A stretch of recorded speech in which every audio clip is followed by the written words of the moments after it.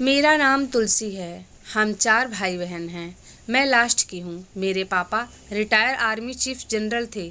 अफसर होने की वजह से वह बहुत लंबे चौड़े और जवान थे। चाल ढाल और अकड़न थी और यही अकड़न उनके पर्सनैलिटी का हिस्सा थी। इसके साथ ही मेरी माँ भी आर्मी अफसर की पत्नी थी, तो उनका पहनना ओढ़ना भी हटकर था। शकल सूरत से मेरी माँ बहुत खूबसूरत थी।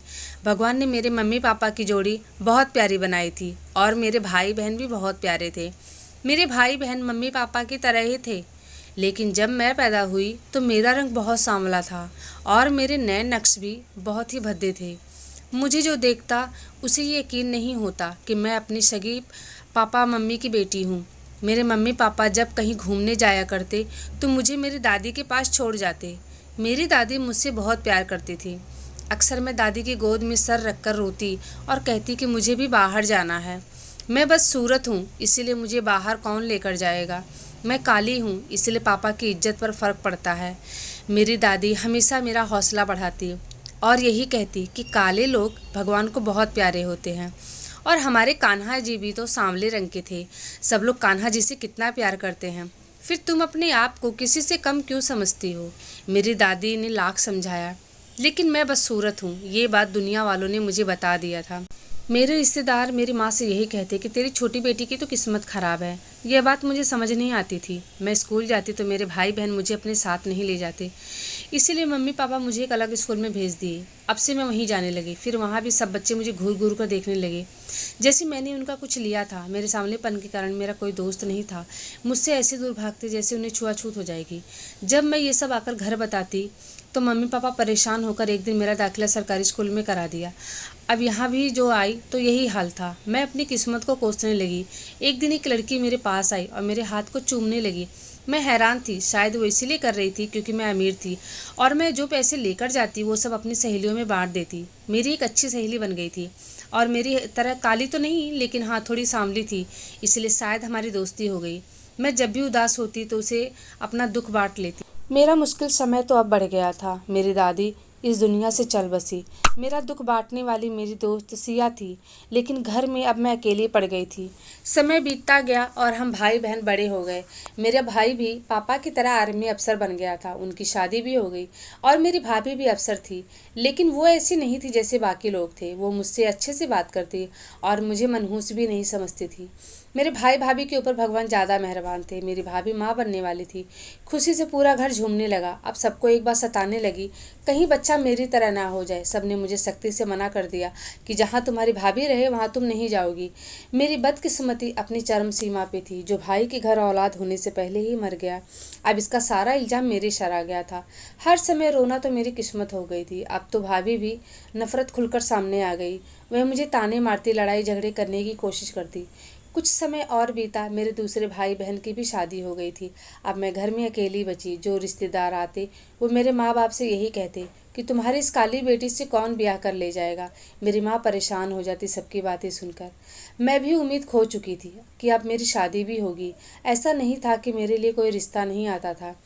वो लोग आते और मुझे देखकर वापस चले जाते। मैंने भी ये सोच लिया था कि अब मेरी कभी शादी नहीं होगी। एक बार तो कुछ लोग आए मुझे देखने और हैरानी की बात थी कि उन्हें मैं कैसे पसंद आ गई। सब लोग हैरान थे और मेरी मंगनी हो गई। सबको ये समझ नहीं आ रहा था कि रिश्ता कैसे हो गया। 4 महीने बीत गए और उन लोगों ने कहा जायदाद में मेरा भी कुछ हिस्सा दो। कुछ लोग होते हैं ना, उनकी हवस पूरी नहीं होती। मेरे मम्मी पापा तो राजी हो गए थे, लेकिन मैंने उन्हें सख्ती से मना कर दिया।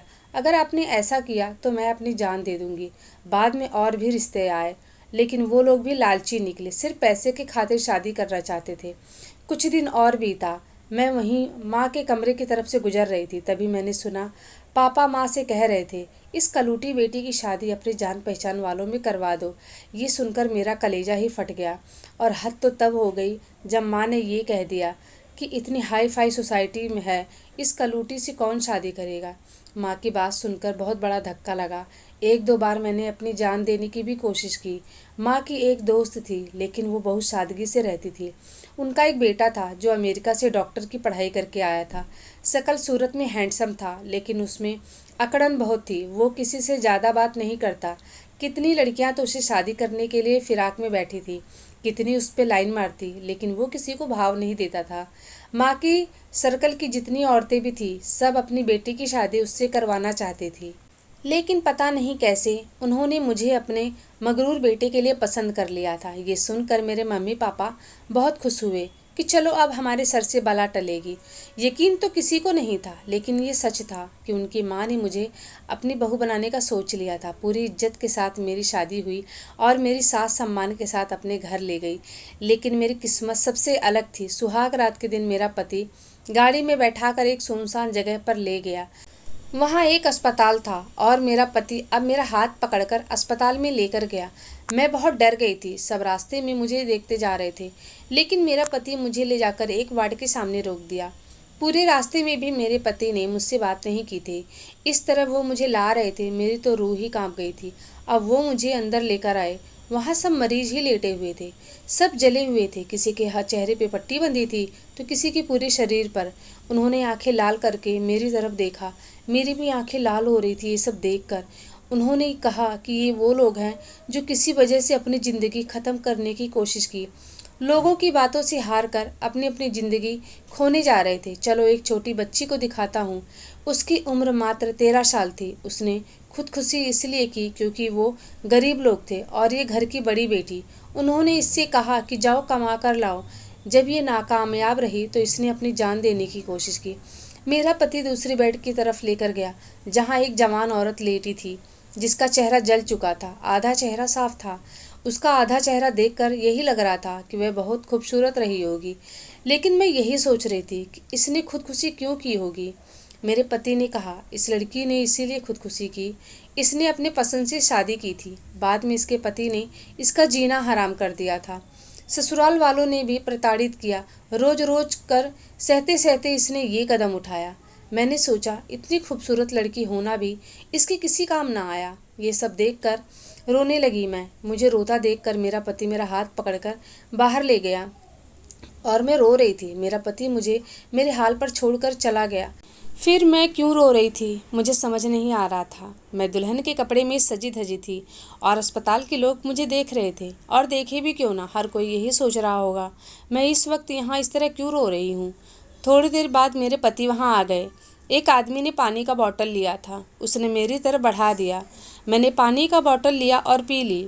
मेरे पति कुछ नहीं बोल रहे थे। उन्होंने फिर मेरा हाथ पकड़ा और मुझे गाड़ी में बिठाई। गाड़ी फिर उन्हीं सड़कों पे चल पड़ी। मेरे पति ने कहा तुम्हें अस्पताल ले जाकर उन औरतों से मिलवाने का एक ही मकसद था कि आत्महत्या करना कायरता की निशानी होती है।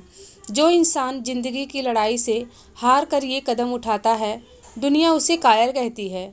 ज़िंदगी की मुश्किलों का सामना करना चाहिए, ना कि अपनी ज़िंदगी ख़त्म कर लेनी चाहिए। ऐसे लोगों को भगवान भी माफ़ नहीं करता। भगवान ने इतनी खूबसूरत ज़िंदगी दी है, किसी के परिहास से, ताने से, परेशानी से घबराना नहीं चाहिए। हालातों से लड़ना सीखो, दुनिया तुम्हें सलाम करेगी वरना कायर कहेगी। मुझे मेरे पति जो समझाना चाहते थे वो मैं समझ चुकी थी। अब गाड़ी एक घर के सामने लाकर खड़ा कर दिया। ये किसका घर है? फिर ध्यान दिया ये तो मेरा ही ससुराल है। झटका तो मुझे तब लगा जब मैं घर के अंदर जाने लगी और बाहर से लेकर मेरे रूम तक फूलों से सजा दिया था और नीचे फर्श पे चलने के लिए भी फूल बिछे थे और मेरे कमरे में तरह तरह के कलर के कैंडल भी जल रहे थे और कमरे को एक दुल्हन की तरह सजा दिया गया था। मेरा पति मेरा हाथ अपने हाथ में लेकर मुस्कुरा रहे थे, लेकिन मेरी खुशी सब हवा हो गई जब मैंने ये सोचा भला एक डॉक्टर जो इतना हैंडसम है क्यों मुझ जैसी सांवले से क्यों शादी करेगा। ज़रूर इसके पीछे कोई वजह होगी। यह सोचकर मैं उदास हो गई और सीधा बाथरूम में चली गई। फिर फ्रेश होकर अपने कमरे में बेड पे जाकर लेट गई। मेरे पति ने भी मुझे डिस्टर्ब नहीं किया और थोड़ी देर में मुझे नींद आ गई और फिर सुबह हो गई। इसी तरह कई दिन गुजर गए थे। मेरे पति मेरा बहुत अच्छे से ख्याल रखते और हर मुमकिन कोशिश करते कि मैं खुश रहूं। इसी तरह कई दिन बीत गए। फिर मुझे कुछ समझ नहीं आ रहा था। जो लोग मुझे काली बदसूरत मनहूस कह रहे थे, अब वही लोग मेरी तारीफ़ कर रहे थे। मैंने सोचा ये पैसे का कमाल है, लेकिन पैसा तो पहले भी मेरे पास था। मुझे कुछ समझ नहीं आया ऐसा क्यों था। थक हार कर एक दिन मैंने अपने पति से मुझसे शादी करने की वजह पूछ ली। फिर उन्होंने मेरा हाथ पकड़कर अपने पास बिठाया और कहा आज मैं तुम्हें एक कहानी सुनाता हूँ। उस कहानी को सुनकर मैं तो हक्का बक्का रह गई। मेरे पति ने कहा, जब मैं अमेरिका में था तो मेरी माँ ने मुझे तुम्हारे बारे में बताया था कि तुमने 2 बार खुदकुशी करने की कोशिश की। वजह मैंने पूछा तो उन्होंने बताया। मैं सोचने लगा, भला कौन ऐसा कर सकता है। मैंने अपनी माँ से तुम्हारी फ़ोटो मंगवाई। पहले तो उन्होंने मना कर दिया, फिर भेजी। मैंने अपनी माँ से कहा, मैं इंडिया आना चाहता हूँ, वहीं शिफ्ट होना चाहता हूँ। माँ ने हाँ कहा और मैं यहाँ आ गया। जब मैं इंडिया आने की वजह बताई तो मेरी माँ और भी खुश हो गई थी, क्योंकि इसके चलते उन्हें उनका बेटा मिल गया था। मेरे कहने पे ही माँ तुम्हारे घर रिश्ता लेकर चली गई थी। मैंने अपनी लाइफ में बहुत सी खूबसूरत लड़कियाँ देखी हैं और मुझसे शादी भी करना चाहती थी वो लड़कियाँ। मेकअप से लिपे पुते चेहरे से मुझे घिन आती थी, लेकिन मुझे तुम्हारी सादगी और मासूमियत ने अपना दीवाना बना लिया था। तुम्हारी आंखें मुझे बहुत प्यारी लगती हैं। मुझे ले जाकर आईने के सामने खड़ा कर दिया। सच में आज से पहले मेरी आंखें मुझे कभी इतनी खूबसूरत नहीं लगी। इतने ध्यान से मैंने अपने आप को कभी नहीं निहारा था। मेरे पति ने मेरा हाथ पकड़कर फिर से बेड पे बिठा दिया और अब जो वो मुझे बताने वाले थे उसे सुनकर मेरी आंखें फटी रह गई। उन्होंने कहा कि तुम अपने माँ बाप की सगी बेटी नहीं हो, वो तुम्हारे मामा मामी हैं। ये सुनते ही तो मेरे होश उड़ गए। सारी पुरानी बातें मेरे सामने घूमने लगी। मेरे भाई बहन की नफ़रत, मेरे माँ पापा का मुझे अपने ऊपर बोझ समझना और मेरा सरकारी स्कूल में दाखिला दिलवाना, सब समझ आने लगा। शायद यही वजह थी कि मैं उनकी सगी बेटी नहीं थी, लेकिन मैं तो उनको अपना मानती थी। अपने घर जाकर अपने माँ पापा के सामने खड़ी हो गई। उन लोगों ने सच बताया कि मैं उनकी सगी बेटी नहीं हूँ।